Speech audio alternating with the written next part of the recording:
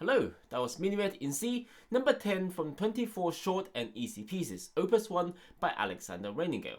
This is the A3 piece of the ABRSM Piano Grade 1 exam pieces for 2022 to 2023. This is an elegant dance in 3/4 time, going at a brisk pace with crochet at 120, but we need to do so evenly and steadily.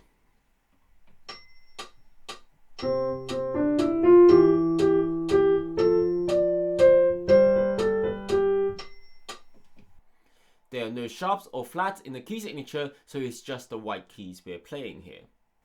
We have two 8-bar sections here, the second being higher and slightly more quavers than the first one.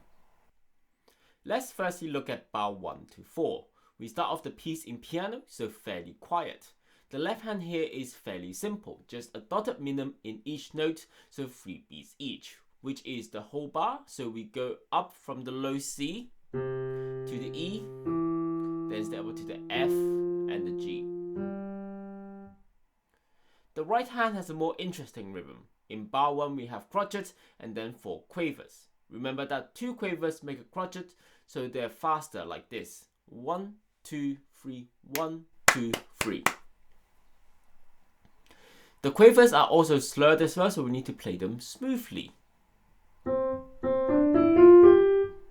You can do a little bit of a rolling motion to help you get that.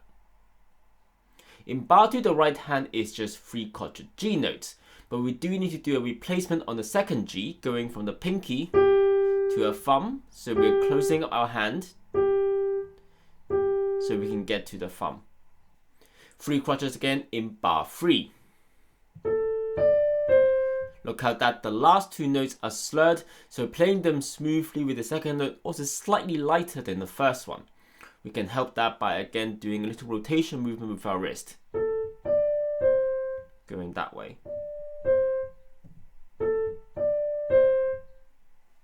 The rhythm in bar 4 is opposite of bar 1, having 4 quavers first and then the crotchet. So 1, 2, 3, 1, 2, 3. So here is the right hand for bar 1 to 4.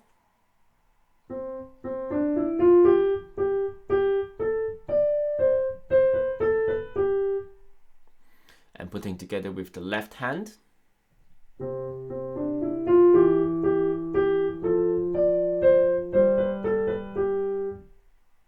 When we get to bar 5 and 6, the left hand has changed.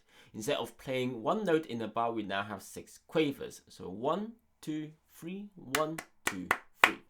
To get to the E note on our pinky, when we are playing the G note in bar 4, we can slightly close our hand to get to the E note. So from bar 3, we need to also be careful because we are doing a lot of C notes with our thumb. We don't want to keep hammering the C note. We want to keep it even and soft.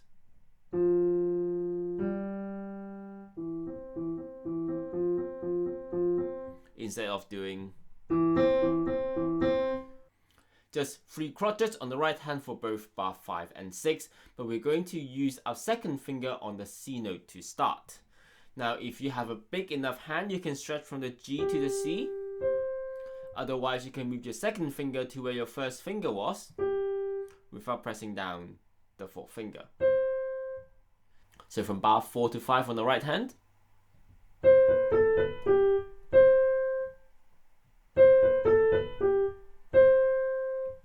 We're just using the position of our 4th finger to tell us where we need to be. So here is bar 3 to 6 on both hands. We're also playing now in MP, mezzo piano, moderately soft, so slightly louder than previously where it was just soft.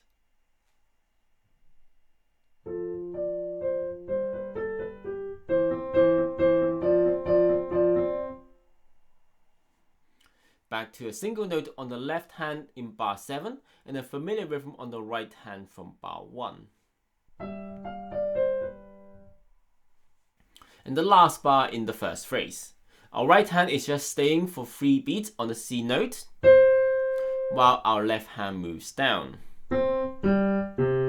The second G note is played with a second finger, so similar to the transition on the right hand in bar 3 to 4, if your hand is big enough to stretch, That's good, otherwise you can move your second finger to where your fourth finger is without pressing down the fourth finger.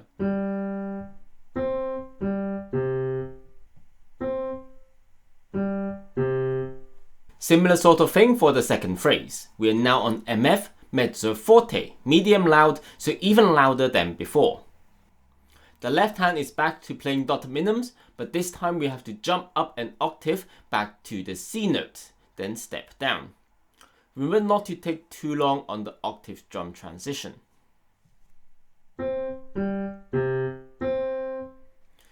If you can keep your hand shape in bar 8 when you play the 3 notes, then you can have your thumb already on the middle C. If not, then you're kind of pivoting around your G note on the second finger. And you're using your second finger to pivot back to the C note. So bar 8 to 12 on the left hand.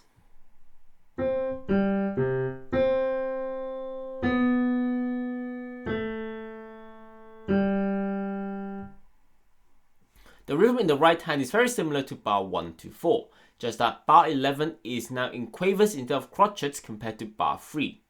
We're starting off with an E note, and then we have an octave jump in bar 10.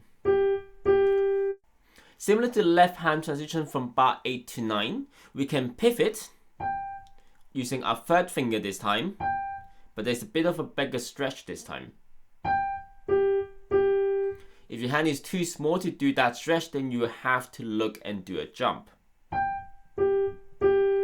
We just need to make sure that when we land, we don't do a crash like this. We're consistent with the rest of the volume in the piece. Bar 11 is the same rhythm as bar 9, but the melody does the opposite direction. Again, remembering to make the notes smooth over the slurs. Bar 12 is the same as bar 4, so here's putting the right hand together in bar 9 to 12.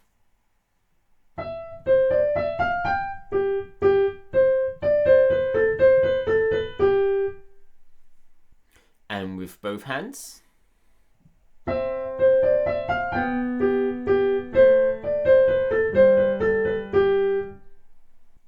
Swapping the notes around in the left hand of bar 13 to 14 compared to bar 5 and 6, but this time we'll be using the 5-1 fingering for both bars.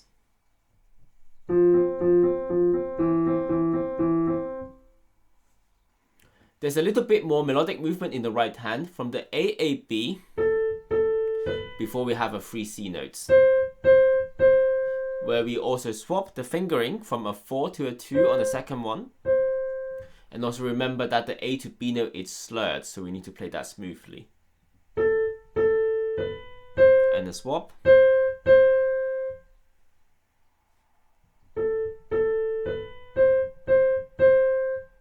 So bar 13 to 14 with our hands together.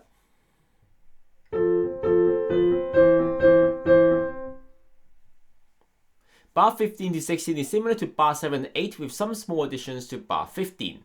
On the right hand, they're all quavers now, adding a D note in the front.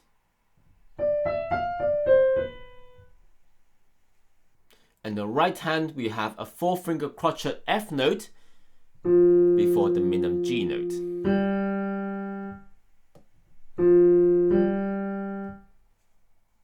By using a 4th finger here on the F, we can make the G slightly stronger with the 3rd finger without making the F too loud.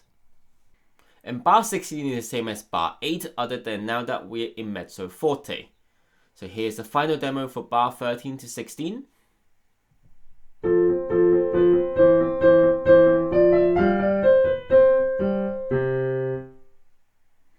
And that's the end of the piece.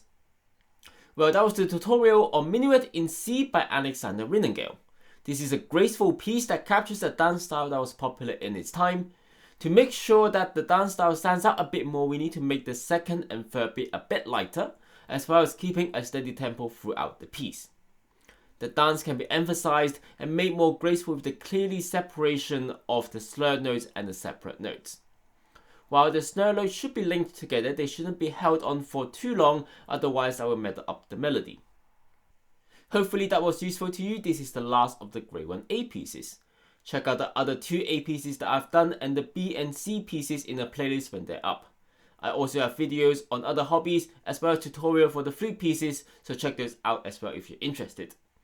Give a like and subscribe if you like what I did here. Put a comment down below if you want me to go over anything specific or if you want to share your own tips and tricks with your fellow viewers. I'll see you in the next video on Master of None.